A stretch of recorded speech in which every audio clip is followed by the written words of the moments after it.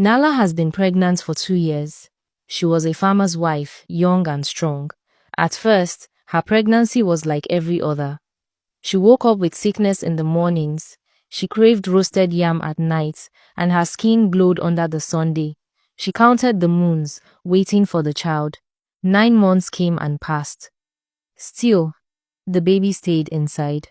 At first, the villagers celebrated her, bringing gifts and singing for the coming child. Her mother-in-law slaughtered a goat, and children danced around her yard. But as the days stretched into weeks, the joy faded. The same people who had praised her began to look at her with worry. When she walked to the market, strangers stared at her belly. Mothers pulled their children close, whispering as she passed. Seasons changed. When the rains came, Nala struggled to bend and plant yams beside her husband. She tried, but her strength failed quickly.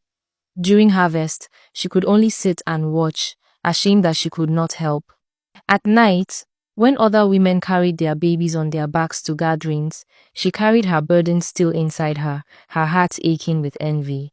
There were times she thought the child had left her, for days would pass without a kick. Then suddenly, the baby would move, sharp and strong, reminding her he was still there. These moments gave her hope. She told herself, this child is only waiting for his time. Some evenings, she joined the other women at the river to fetch water. They gossiped and laughed, but their voices always fell when they looked at her.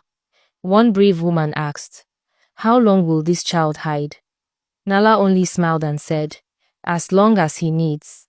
But inside, she carried fear like a shadow. Her husband begged her more than once to travel to the hospital in the nearby town. The midwife also urged her, warning that no pregnancy should last so long. But Nala shook her head each time. She believed strongly that the gods were watching over her. She said, "This child will come when the gods allow, not before."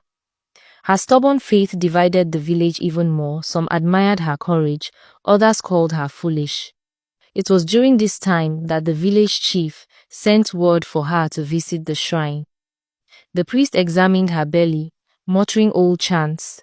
He sprinkled white chalk on her forehead and told her the gods were testing her patience. He said the child was not ordinary, but one who carried strength from the spirit world. His words spread quickly, dividing the village further. Some now feared her, others respected her even more. Still, the moons kept passing. She grew tired, her back ached, her legs swelled, and sleep left her. The women stopped visiting as often, their laughter fading when they spoke of her. Some whispered that she had sinned. Some feared she carried a spirit child. But Nala held on. She prayed under the big Iroko tree every evening, her hands rubbing her belly. Her husband tried to be strong, but his face grew lined with worry. Every healer in the nearby villages had touched her stomach, pressing and shaking their heads. Some gave her herbs, some gave her oils, but nothing worked. Then, one morning after the 12th moon, pain woke her before dawn. It was deep and heavy, like the weight of the earth pulling her down. She screamed until the whole compound gathered. The midwife rushed in, her old hands steady and firm. Hours passed. The sun climbed and fell. Finally, as the moon rose, a cry broke the silence. Nala's baby came at last. A boy, strong and alive, with a loud voice that filled the room. The people gasped and bowed their heads. Some said it was the longest pregnancy they had ever known. Others said the child had been waiting for his time. Nala only held him close, her tears wetting his small face. To her, he was not a curse, not a miracle, just her son, finally home.